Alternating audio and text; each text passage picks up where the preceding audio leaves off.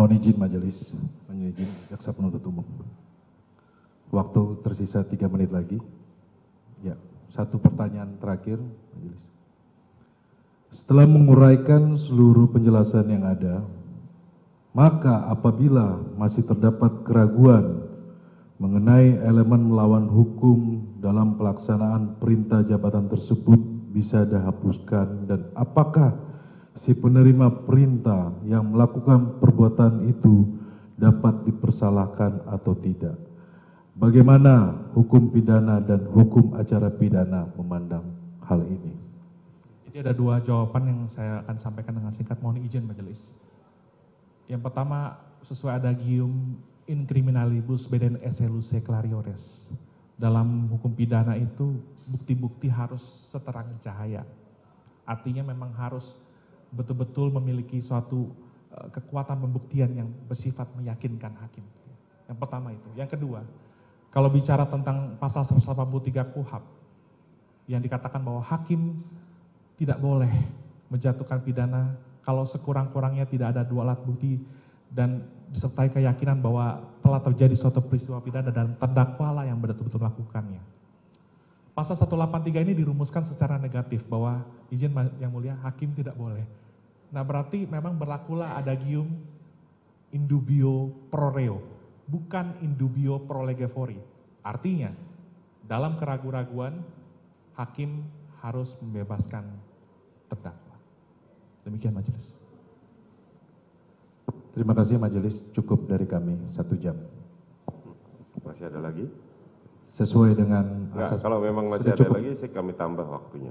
Cukup majelis, kami mengikuti dari majelis. Silakan kepada penasihat penuntut umum, kami berikan waktu 20 menit untuk bertanya. Silakan. 20 menit? 20 menit. 30. Silakan, nanti kalau kurang kita tambah. Siap ya. Terima kasih majelis, saudara penasihat hukum yang kami hormati dan ahli yang saya banggakan. Terkait masalah pertanggungjawaban, tadi dari A sampai Z sudah diterangkan oleh ahli terkait masalah itu. Ini tidak terlepas dari adanya suatu doktrin tentang konsep kemampuan bertanggung jawab yang dapat dimintakan pertanggungjawaban menurut hukum pidana.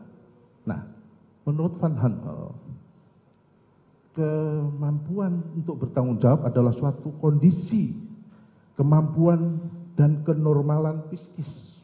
Ya, menurut Van Hanel. Menurut ahli bagaimana? Ya, izin menjawab penuntut umum. Jadi memang ini adalah konsekuensi dari perdebatan di antara kalangan ahli hukum pidana di masa lalu ketika ajaran kesalahan psikologis dan ajaran kesalahan normatif deskriptif ini saling bertentang satu sama lain. Bukan bertentang, maksudnya saling memiliki pendirian atau standing masing-masing. Dan kalau saya ingat petua guru-guru saya, karena saya juga termasuk junior di bidang hukum pidana ini, sebenarnya bicara tentang hukum pidana itu bicara tentang psikis. Makanya tidak bisa dikaitkan dengan ukuran-ukuran yang bersifat normatif. Mohon maaf penuntut umum, kalau hanya dilihat dari kesalahan normal for trading, kesalahan yuridis, sudah barang tentu lembaga pemasyarakatan akan penuh penuntut umum.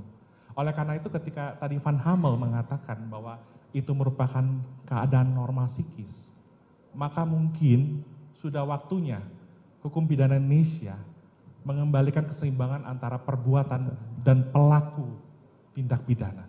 Keseimbangan antara perbuatan dengan sikap batinnya tersebut. Demikian. Baik. Ini tidak terlepas dari ada 3 permasalahan yang menurut Van Hamel tadi, itu satu, memahami arah tujuan faktual dari tindakan itu sendiri. Nah, menurut Jangan lupa like, subscribe, dan share ya.